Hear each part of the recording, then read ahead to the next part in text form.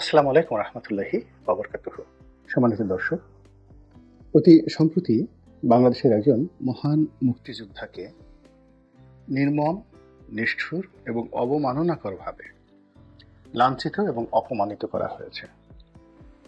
এমন ঘটনা প্রকাশ্যে বাংলাদেশে কখনোই ইতিপূর্বে ঘটেনি এবং এই ঘটনা যেভাবে ঘটেছে এবং এই ঘটনা যেভাবে প্রচার করেছে, অবস্থা দৃষ্টে মনে হচ্ছে যে বাংলাদেশের যে চিরাচরিত ইতিহাস রয়েছে, ঐতিহাসিক প্রেক্ষাপট রয়েছে, স্বাধীনতা যুদ্ধ, মুক্তিযুদ্ধ এবং মুক্তিযোদ্ধা, এদেরকে নিয়ে যে হৃদয়ম রয়েছে, সঙ্গীত রয়েছে, গান রয়েছে, কাব্য রয়েছে, নাটক রয়েছে, বাস্তব জীবনের যে উপাখ্যান রয়েছে, সবগুলো একটা রিসেট বাটনের চাপ দিয়ে উল্টে দেওয়ার একটা মহড়া এই ঘটনার মাধ্যমে শুরু হয়েছে। যিনি এই নিগ্রহের শিকার হয়েছেন তিনি একজন বীর মুক্তিযোদ্ধা। সব মুক্তিযোদ্ধাই বীর, তবে তিনি মুক্তিযুদ্ধে তার অসামান্য অবদানের জন্য, বীরত্বের জন্য বীর প্রতীক উপাধি পেয়েছিলেন এবং তিনি কোনো সামরিক ব্যক্তিত্ব ছিলেন না। আমাদের দেশে যে ৭১ সালে মহান মুক্তিযুদ্ধ হয়েছে, সেই মহান মুক্তিযুদ্ধে যারা খেতাবপ্রাপ্ত হয়েছেন বেশিরভাগই সামরিক বাহিনীর কর্মকর্তা বা সদস্য। সাধারণ জনগণের মধ্য থেকে যারা উপাধি পেয়েছেন, সেটা বীর প্রতীক হোক বা বীর উত্তম হোক, বীরশ্রেষ্ঠ হয়নি কেউই, কিন্তু বীর উত্তম যেমন বঙ্গবীর কাদের সিদ্দিকী, এই সকল মানুষদের যুদ্ধক্ষেত্রে যে বীরত্ব, অসামান্য বীরত্ব। তো যিনি নিগ্রহের শিকার হয়েছেন কুমিল্লার ১৪ গ্রাম এলাকার বীর মুক্তিযোদ্ধা কানু ভাই নামে তাকে সবাই চেনে। তো সেই ভদ্রলোককে একদল লোক, ১০ থেকে ১৫ জন লোক হঠাৎ করে রাস্তার মধ্যে তাকে আটকে প্রথমত তাকে চার্জ করা হয়েছে যে আপনি আর কখনো মুক্তিযোদ্ধা হিসেবে পরিচয় দিতে পারবেন না। একটা জিনিস শুনে আমার খুব ভালো লাগছে যে তারা আসলে তাকে শেষ অবধি আপনি করে কথা বলেছেন। তাকে তো ইচ্ছা করলে তুই তোকারি বলতে পারত বা আরো অনেক আজে বাজে ভাষায় গালাগাল দিতে পারত। যেমন অনেককে আমরা বলি রাজাকারের বাচ্চা, আলবদরের বাচ্চা, তারপরে আরো অনেক। তো তদ্রুপ তাদেরকে বলতে পারতো যে মুক্তিযোদ্ধার বাচ্চা, এরকম আজে বাজে কথা বলতে পারতো। কিন্তু তারা দয়া করে ঠিক সেই মুক্তিযুদ্ধ বা মুক্তিযোদ্ধাকে ব্যঙ্গ করে মুক্তিযোদ্ধার বাচ্চা, নাতিপুতি এই সকল কথাবার্তা বলেনি। দ্বিতীয়ত তারা অতিশয় ভদ্র এবং সজ্জন ব্যক্তি।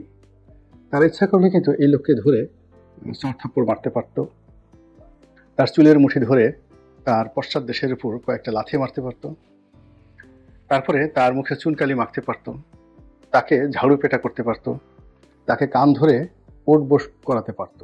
এর কারণ হলো যে আমাদের এই অল্প কয়েকদিনে যে মব জাস্টিসগুলো হয়েছে, সেই মব জাস্টিসের ক্ষেত্রে আমরা দেখেছি যে এরকম অনেক ঘটনা ঘটেছে। তো এখন তাকে সেই চল থাপ্পড়, কিল ঘুষি এগুলো মারতে পারত, কান ধরে উঠবোস করাতে পারত, এরকম আরো অনেক কিছু। এমনকি যদি তারা বলতো যে আপনি কি মুসলমান, আপনার কি মুসলমানই হয়েছে, আপনার লুঙ্গি উঠান, বা উনি যদি পাজামা বা প্যান্ট পরা থাকেন তাকে উলঙ্গ করে ১৯৭১ সনে যেভাবে পাক হানাদাররা আমাদের দেশের নাগরিকদের সুন্নতে খতনা আছে কিনা, এইরকম সুন্নতে খতনার উপরে তাদের জীবন নির্ভর করত। হিন্দুরা তো কখনো সুন্নতে খতনা দেয় না। তো আমাদের দেশে এখনো অনেক লোক আছেন যারা বিশ্বাস করেন যে আওয়ামী লীগ যারা করে তাদের একটা অংশ আসলে ভারতের নাগরিক, ভারতের মানুষ, এবং এরা হিন্দু হয়ে গেছে। এদের অনেকের হয়তো আওয়ামী লীগ করে, কিন্তু এদের সুন্নতে খতনা তারা করেনি। তো সে কারণে তারা ভদ্রতা করে, বিনয় দেখিয়ে এই লোকের যে লজ্জার স্থান, এটিকে পাবলিকলি তারা দেখাননি, তার কাপড় খুলেননি, তার বস্ত্র উন্মোচন করেননি, এবং তার সুন্নতে খতনা হয়েছে কিনা এই বিষয়টি করেনি। এজন্য আমি ব্যক্তিগতভাবে তাদেরকে ধন্যবাদ জানাতে চাই। অথবা তারা এই কাজও করতে পারতেন যে উনি মুসলমান কিনা। তো মুসলমান যদি হন তাহলে আজান দিতে বলতে পারতেন যে আপনি আজান দেন, এবং উনি দিতে বাধ্য হতেন। তারপরে তারা ২-৪টে সূরা ছানা, তসবিহ তাহলিলের ব্যাপারে তাকে জিজ্ঞাসাবাদ করতে পারতেন। তো সেগুলো তারা করেননি। তো কাজেই যারা এই কাজগুলো করেছেন তারা আমাদের বাংলাদেশের সোনার ছেলে, লক্ষ্মী ছেলে, এবং বাংলাদেশের মানুষের যে স্বাভাবিক ভদ্রতা এবং আমাদের যে আচার আচরণ, সেই আচার আচরণের প্রেক্ষাপটে এই মানুষগুলো খুব বিক্ষুব্ধ ছিলেন, তারা খুব রাগান্বিত ছিলেন, এবং তাদের জায়গায় অন্য কেউ হলে হয়তো জবাই করে ফেলতেন, কিন্তু তারা সেই জবাই না করে তারা কি করেছেন, অতি ভদ্রভাবে তাকে সেই তার গলায় জুতোর মালা পরিয়ে দিয়েছেন।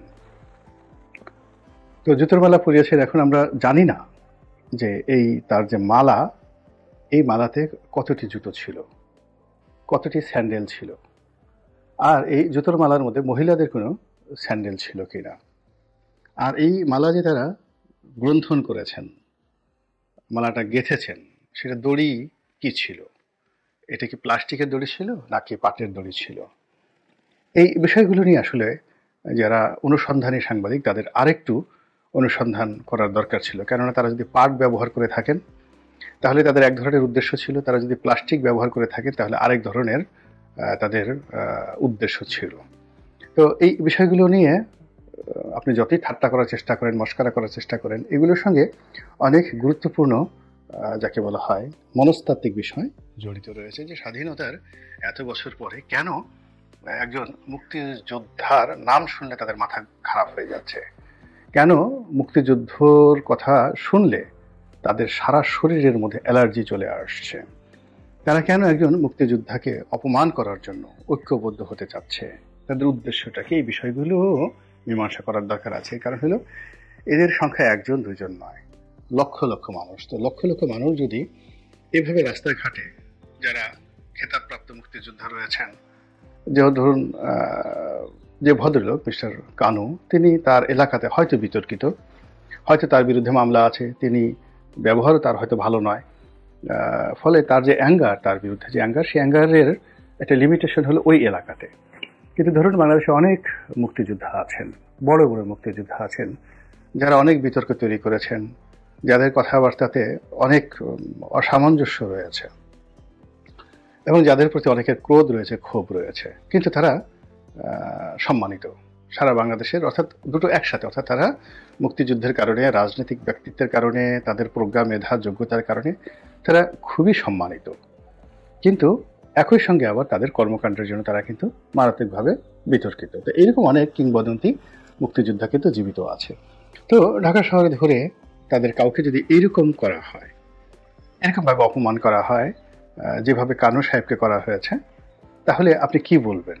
আপনি কি বলবেন যে এটা অসম্ভব বিষয়, বা ঠিকই করেছে, বা এটা করা ঠিক হয়নি? এর কারণ হলো কচু গাছ কাটতে কাটতে মানুষ কিন্তু ডাকাত হয়ে যায় ধীরে ধীরে। এই যে একটা কাজ করা হলো, এই কাজে তাদের যে সফলতা, সেই সফলতার বিনিময়ে তারা যদি আগামী দিনে কর্নেল উসমানী, মেজর জেনারেল নয়, ঠিক জেনারেল উসমানী, আমাদের মুক্তিযুদ্ধের মহানায়ক, যিনি কর্নেল হিসেবে রিটায়ার্ড করেছেন, কিন্তু মুক্তিযুদ্ধের অসামান্য অবদানের জন্য তাকে জেনারেল উপাধিতে ভূষিত করা হয়েছিল, এই মহান ব্যক্তিটির কবরে যদি আক্রমণ করা হয়, কেন? তিনি আওয়ামী লীগের পক্ষে প্রেসিডেন্ট নির্বাচন করেছিলেন। এত বড় খারাপ মানুষ মুক্তিযুদ্ধ করেছে, অথচ আওয়ামী লীগের পক্ষে সে প্রেসিডেন্ট প্রার্থী হিসেবে সে নির্বাচনে অংশগ্রহণ করেছে, কাজী বাংলার মাটিতে এর জায়গা হবে না। কিংবা কেউ যদি বঙ্গবীর কাদের সিদ্দিকীকে ধরে, রাস্তায় ধরে, ঠিক কানুর সাহেবের সাথে যে আচরণ করেছে তার সাথে আরেকটু বাড়িয়ে করা হয়, এর কারণ হলো কানু সাহেব মোটা প্রকৃতির মানুষ, খাটো প্রকৃতির মানুষ, তার জন্য যে জুতোর মালা তৈরি করা হয়েছে, এই মালার আকার আকৃতি অতি বড় নয়। কিন্তু যদি এরকম একটা মালা তৈরি করা হয় যেমন প্রতীক সিদ্দিকের জন্য, এরকম একটা মালা যদি তৈরি করা হয় কাদের সিদ্দিকের জন্য, তাহলে সেই মালাটা অনেক বড় মালা হতে হবে এবং বর্ণিল হতে হবে, এবং সেটা খুব সেলিব্রেট করতে হবে, চমৎকার ভাবে সেটি সেলিব্রেট করতে হবে। সমস্ত ক্যামেরাগুলো সেখানে থাকবে, এবং এই কর্মকাণ্ড যারা করবেন তাদের পক্ষের শক্তির যে মিডিয়াগুলো রয়েছে এখন, যাদের তাণ্ডবে সারা বাংলাদেশ অস্থির, এই মিডিয়াগুলো সেখানে প্রচার করবে এবং তাদের এই প্রচার প্রপাগান্ডায় সারা দুনিয়া অস্থির হয়ে পড়বে। তো এই একটা জিনিস দিয়ে যে শুরু হলো, সেই শুরুর মধ্যে যে সেই কর্মকাণ্ডগুলো করা হয়েছে, সেই কর্মকাণ্ডগুলো নিয়ে যথেষ্ট আলোচনা, সমালোচনা, বিতর্ক এগুলো করতে হবে। এরপর একটা বিষয় হলো যে সেখানে দেখা গেল যে যারা এই কর্মকাণ্ড ঘটিয়েছেন নিশ্চিতভাবেই তাদের পরিচয় সবাই জেনে গেছেন, তারা কারা, কি তাদের রাজনৈতিক পরিচয়, কি তাদের এজেন্ডা, তাদের মনোকষ্টের কারণ কি ইত্যাদি আমরা সবাই জেনে গিয়েছি।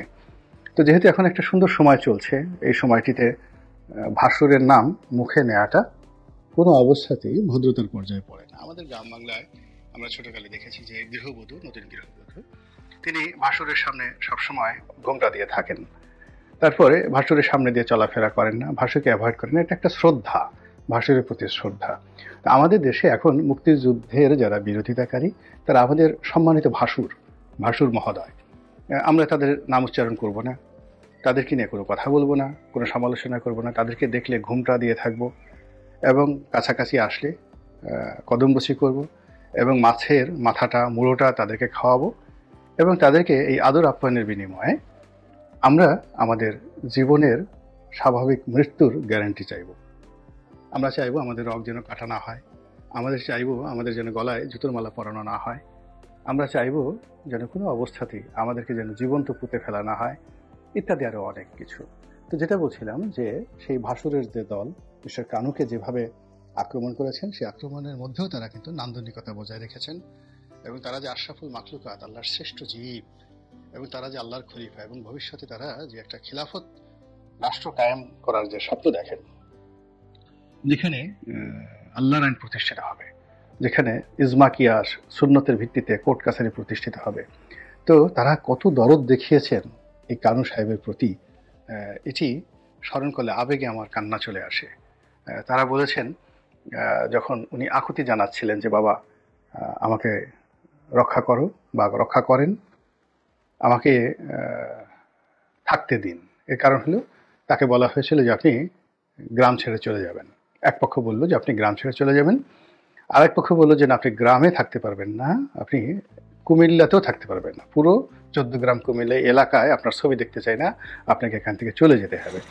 তো মানুষ যখন ভয় পায়, কাউকে যখন আটকানো হয়, অনেক বড় বড় বীর, আপনি ধরেন নেপোলিয়ন বোনাপার্ট, তার চারিদিকে অনেকগুলো গোখরা সাপ ছেড়ে দিবেন এবং তিনি খালি হাতে, ওই সময়টাতে মানুষের বীরত্ব কাজ করে না। যখন বিপদ আসে তখন মানুষ কিংকর্তব্য বিমূঢ় হয়।